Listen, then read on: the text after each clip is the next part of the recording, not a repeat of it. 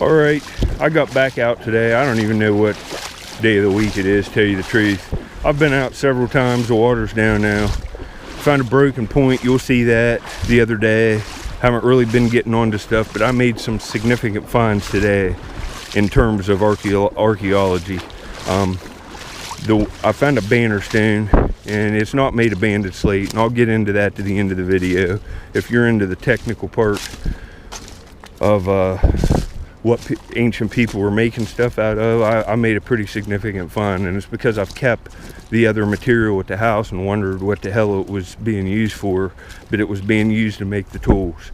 The Bannerstone is made out of the same material as the little bluestone hammerstone I found.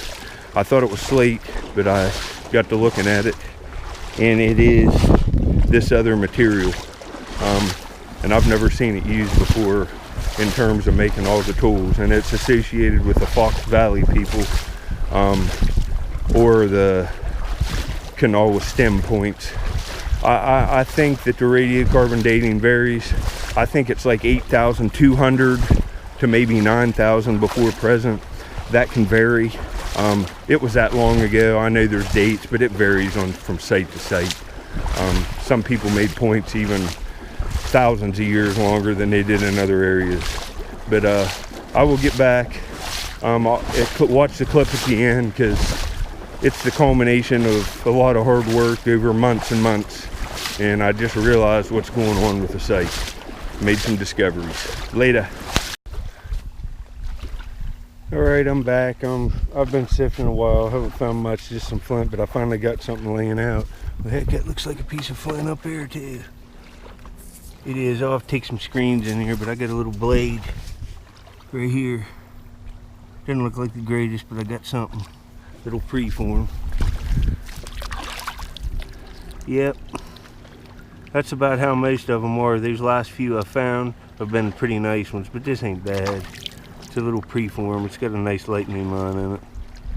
Another artifact. Hopefully I can get something good today. Later. Alright, I'm back. Here's that, this is probably a pounded out coin. Man, it sounded good. I don't know exactly. It's a coin of some kind, but it's just worn completely thin. But I got another coin here. It was right down on the gravel under the topsoil. It's right here. It's a 1944 Lincoln cent. It's got real nice detail on it, and it'll be a weedy.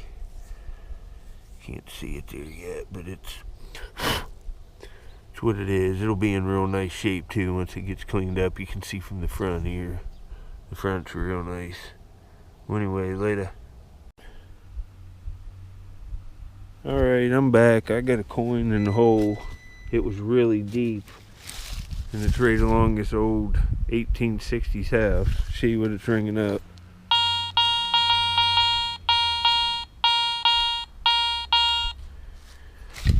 Low 80s. It's right here. Looks to be real nice shape. I can't tell what it is yet, but we're gonna go in and clean it up, and I'll show you at the end or something. I'll show pictures at the end of all the stuff I found. Later. Alright, it's Tuesday. I'm out looking. There's a big hedge apple and punt tons of these here. Wiffle ball up there. The water's been up. A bunch of stuff's washed around, but I walked up on this. It was sitting right there. It's washed in. It's like a mini holder. I can use this. I can insert. It would have had another bucket here, and this would have been to pull the minis out and get them out, but I can just set it in another bucket. If it was plastic, I wouldn't take it, but it's aluminum and it's all there and nice. So we'll get that on the way back. I'll get back if I find any points. Later. Alright, I'm back.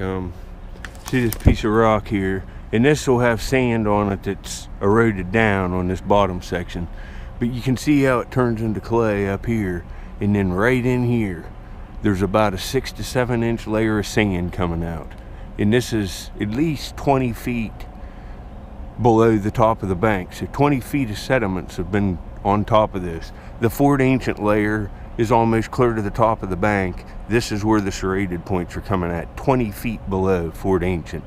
19 to 20. It's pretty high here, but you can see it. It's right here. It's right at the base of the bank. And I mean, you know, these serrated points are dating in at almost 10,000 before present. So right here it is. You can see it coming out just plain as day right here. They were just setting on it had to be beautiful here. Beaches, this brown sand, kind of a copper color. It's all coming out right here. Hopefully I can find something laying out today. Later. All right, I'm back. I came to where I found that bifurcate. Got a broken one. It's right here. I'm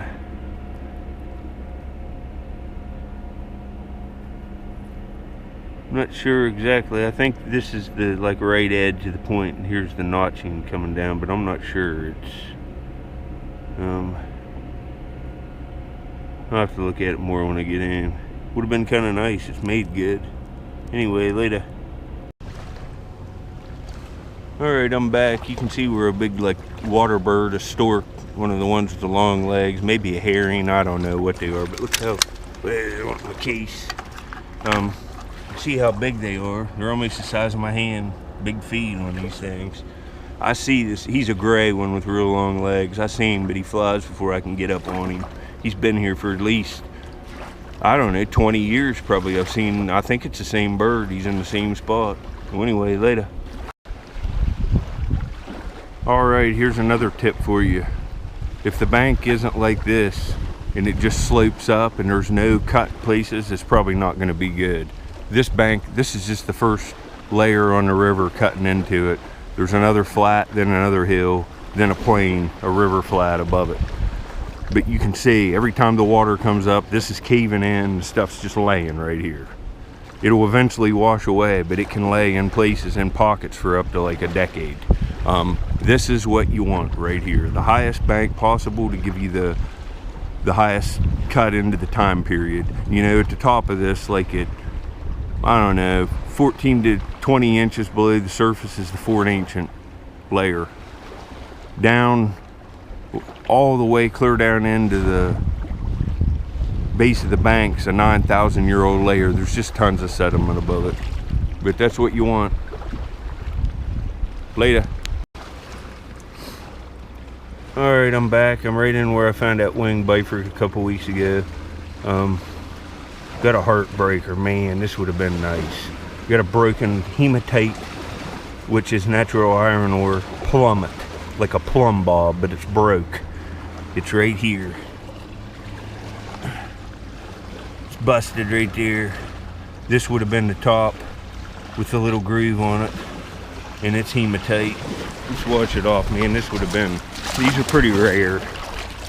This would have been really nice. That's too bad. It's all blown apart. First one of these for a while. I always find them associated with bifurcates too. Well, anyway, later. Alright, I'm back. It's like 2 screens later after I found the hematite plummet. Man, I've got, this would have been find of the year without a question if it was whole. Oh, I got a broken wing Bannerstone. It would have just been, you know, oh, it's still nice though. It's right here. I already picked it up. It's what it is. It's broken on, you can see it right here. It's banded slate. Right here's the flats piece. It would have probably been drilled right in here. And look at this. Oh, this would have just been museum grade. Look at that piece. Oh,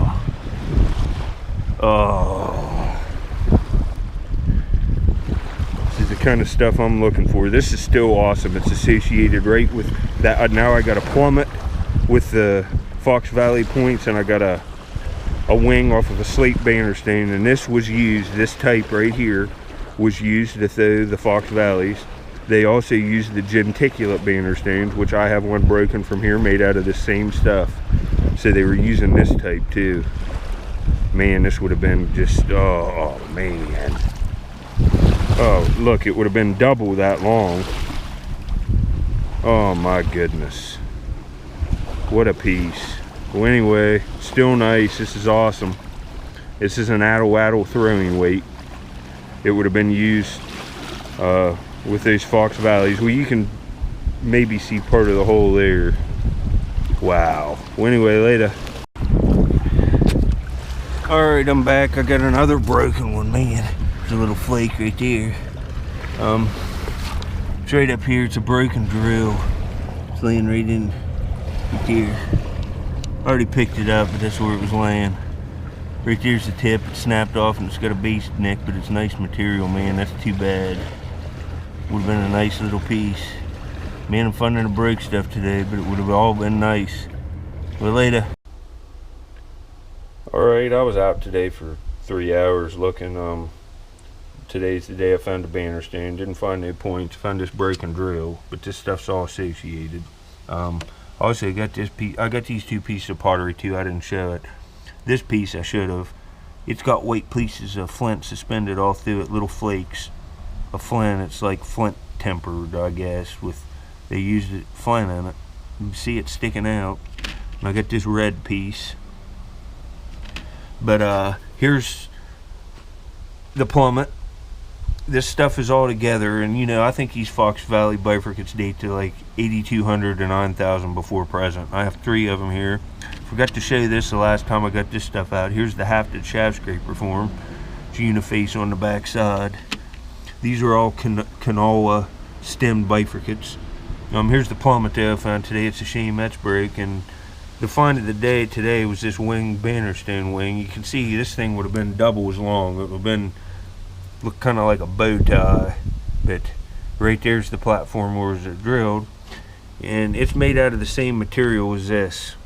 And I've been finding this rock here, all of it spalled open. It's the same stuff, same, pretty much. It's close, all of it.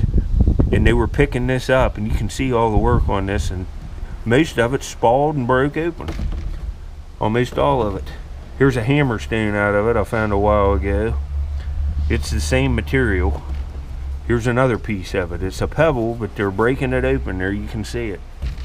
Same with this. It's all over this place with this bifurcate. And they're not using slate.